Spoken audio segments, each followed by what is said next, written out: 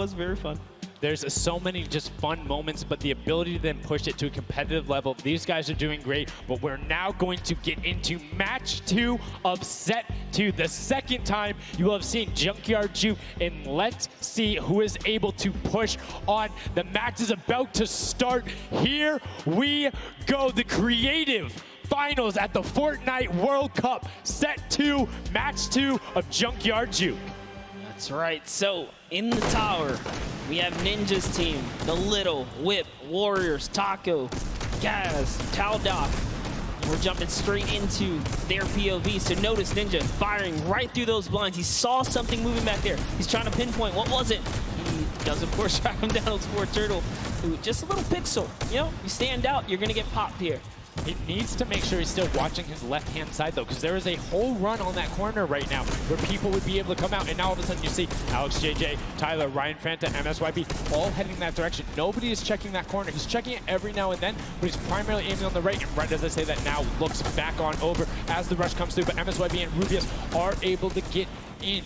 Brilliantly done from them, getting the first points on the board as the Funky Fighters again are able to pull out to a decent lead. What do you think? Would you rather be up in the guard tower first and kind of get that out the way? Or would you prefer to kind of jump in as a prop and get your points first? So for me, it depends if I can get a lead. If I have a lead, obviously I want to be a guard tower at the end because I'm very confident in my ability to just spam shots in the right direction because I know like I can find the sight line and all that. With that being said, if you can get in the guard tower early and you do incredibly well, it gives you the bonus. You know how many points you need to get. You know how consistent and fast you can run. And right now we're seeing a lot more 5-point props than last round. People consistently trying to get those in, recognizing, hey, they're a little bit quicker. People are finding their angles now. But as I say that Achi with the Sunshine Soldiers gets in that truck, 10 points going over to them, and 15 actually as a 5-pointer got sorted right at the same time. That was perfect. Yeah, and the Sunshine Soldiers had a great last run. Achin and his crew really pulled it together. They were at the top for a while there, but in those final moments, we saw the Chicken Champions take away and kind of break away. And now look, no surprise, Chicken Champs, they're feeling it. They found their rhythm towards the end of the last one. If they carry that over, this is going to be a close one. Yeah, and you can see Carnifex hits the jump pad twice over there, doing everything he can to not get hit, and he does get the teddy bear in. Ooh. 10 points going through, and Clytex gets picked right at the edge. Right through the current. Taco was like, you know what? I'm going to check the close area. Look at how Chappie's doing it as well. He's actually eliminated 9 props so far, so he is really firing away here, trying to see if anyone's trying to make a mad dash while the curtains are up, and Sandy gets caught right there. Good shot right away, 20 seconds left, so players need to start running if they're going. Good shots coming out from Trappy to get it there and get the reload off. Saw the truck over on the side, is able to pick that one up, and now is looking for the smaller props towards the side. Knew there was movement, just wants to fire it up. Only 10 seconds left. They should be able to get the defense, but there goes a bucket. Look at it. Oh, the cactus. those are hard to hit. There goes, able to pick it up just at the last second. Good attempt from Kutu, and you can see the points already coming across. Players so far sticking to their game plan, 5 and 10 point props all the way. That is the way to go. Inch your way up and over to that victory there. But that was just the first round of 4 here. Round 2 is going to begin. What's going to happen now is, again, the guard tower is going to mix up. We're going to see new players in the guard tower, and then the other players that were previously in the guard tower back on the prop hunt floor. Yes, you get 1 round in the guard tower, 3 rounds of running as the props, and you can see right away now you have the Funky Fighters up top, and the shots go out as soon as the blinds go down, not letting anything happen as the props march their way out of spawn. This is fun right here. I love watching these trucks waddle about, really trying to find their way, and they see the light go to change, plant themselves down, and they were back out to the field here. Yep, and desperately trying to avoid, oh, there's no way. You're stacked on top of each other. Come on, you gotta shoot one of the two. Shots are going towards it, but right now Zan trying to get that cuddly cute teddy bear into the incinerator. Not a sentence I ever thought I would say there, as the archer is now doing everything he can. Hits the bounce target twice and is able to convert as Magma gets another good run and sneaks in under the shots of Dracius. That's right. This is just getting closer and closer as we have a 3-way tie now. The Fish Fam, Llama Record Company, the Cuddle Crew, all at the top here, and it's still a very close game so far. Dan Yan right here from the Sunshine Soldiers, peeking around, using that camera angle, trying to see when it's time, wants to waste no time here. Bat It goes down and off to the races she goes. But will it change? Yep. Actually, stops early too. Says, you know what? I'm going to play it safe. I'm going to stop before the curtain comes up. And she has to be having a blast right now. She says one of her favorite things about creative mode is kind of the wacky and Waynian situations you get into, particularly like prop hunt. So this must be a game mode that she's doing incredibly well and enjoying herself in. As you can see there, her team is able to get a couple of props in there. Gotaga and Clitex try to make the final little sprint. Hand of Blood gets another 10 points over, as does Taco with a 5-point statue there. Scissors is hanging around on the side there. Will go through. No, I did not mean to call you trash. You just are a dumpster now, quite literally. Quite literally, but oh, the rage. I read the lips. He said, I was so mad. He got taken out right there. And I like this. Let's see how he decides. He's going for those 10 points, though. Notice he went straight to the right for the big objects. That's the risk. That's what it was about. That's what happens. You need to be careful not only of the fact you're bigger, easier to see while you're moving, but you need to find a blank space in order to set down. Can't be clipping into anything else with 45 seconds remaining in round 2. And you can see Svedas a minute before the guard looked at him. He's like, I don't, nah, I'm out. Right there. And right now, relatively top heavy. 70-70, and as I said, Fishfam does get their 80th point, but Lachlan hanging out on top of the Rebel, 28 seconds left, does find an angle that you know, he actually really didn't watching. park either. He just jumped on top of it. You know, I haven't been to this section here where all the vehicles are. This is the section I'm talking about, where you can grab a burger in a bucket, go out, and not expose yourself except for during one period. And as long as you either full run the time through, or you opt to sit still during that time, then you're good. You will score literally every single run. It's just you have to be a 2-point prop, and you have to go to that exit. Oh, Danyan right there, unfortunately, couldn't push through in those final moments there. And that was round 2 of 4, as we are looking to get into round 3 next. So they can earn some more points. And every single set matters, right? Every game matters, because there's a lot of prize on the line. Yes, every single match is scored. The top 4 will receive a gradient of money going from $55,000 down to 20, and then you have the 4th through 10th all receiving 10. That prize is then decided who will receive the Silver Llama. The Funky Fighters currently have one, but who will be able to press with that? Clitex, that vehicle is way too big, buddy. You can't just be trying to squeeze it behind that and not think someone's going to see the tail end of it. Here we have Bentzor and Drakias close by one another. Bentzor gets popped through the blinds there. And wait, so he's gonna take a couple shots. He said, does his truck belong here? He did miss though. Lucky for him. The bad aim and that moment right there is gonna allow him to sneak that big 10-point. No! He gets taken out.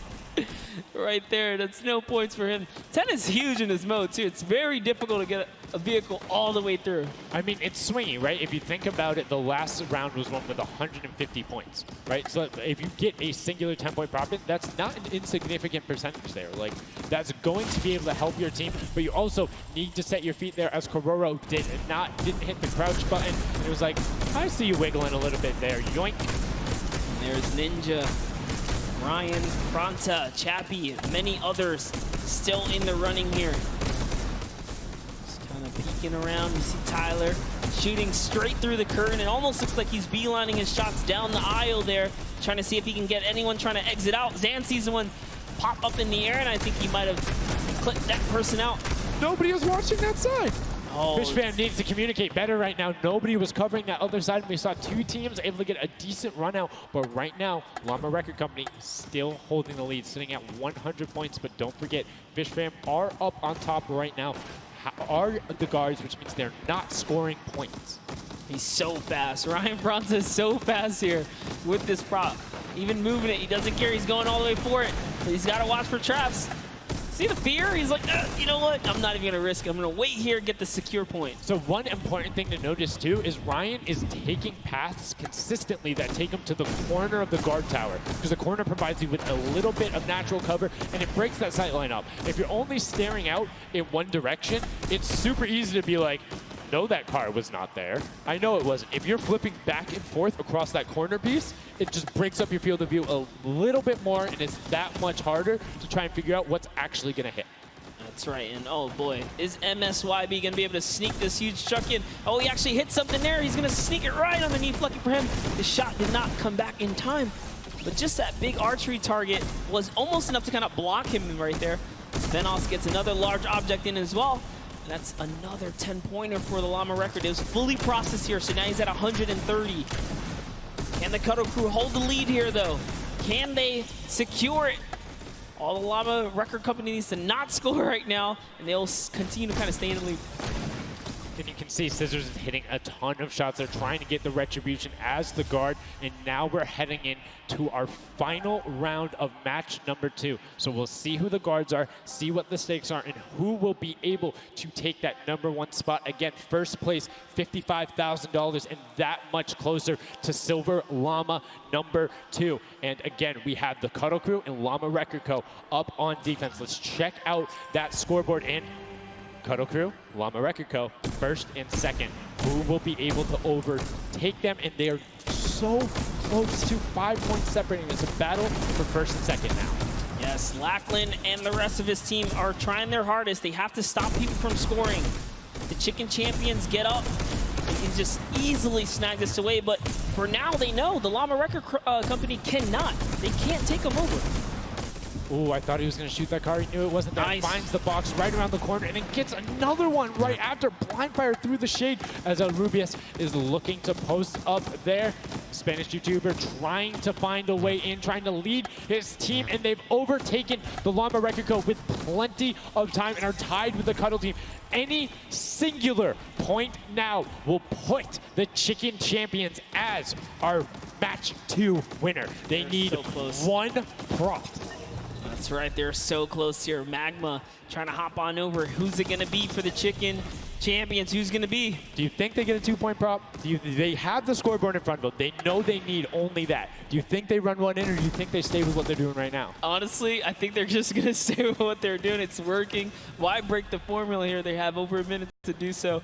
And just like that, they are gonna that will be it. Yes, brilliantly done. And they're overtaking them. And now the question is, can the Little Whip Warriors get enough in to catch them? It's a 25-point spread, but you can get that. You have 4 runners. You can get that in a single run if you're well coordinated enough. Will they be able to catch up, or can the Chicken Champions edge it out and be our match 2 victors? That's right, because the Cuddle Crew is now bumped out. The Chicken Champions are holding it.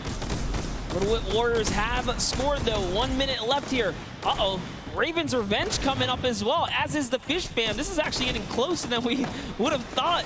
They're close to pushing out the Cuddle Crew and the Llamas. Yep, and Little Whip Ninja also getting the 5 points there. Will be able to overtake. Don't forget, you don't want to end up 4th to 8th. It's all about at least breaking into top 4 to get a little bit of the differentiation there in the prizing. But the Chicken Champions are pulling ahead. They're keeping that 25-point difference so far between the Little Whip Warriors. Little Whip needs to find a coordinated run with 10-point props in these last 30 seconds, or they're not going to get it. Meanwhile, Bentzor running that statue in, trying to lock up everything he can for the lead, and he's being extremely patient with it. Taking a corner run, finding everything he needs to do. Little Whip does get a 5 and a 10, and they're still now only 20 points behind, but Bentzor is going to be able to lock that one up from there. 5 points, 25, 15 seconds left. The Chicken Champions are sitting pretty.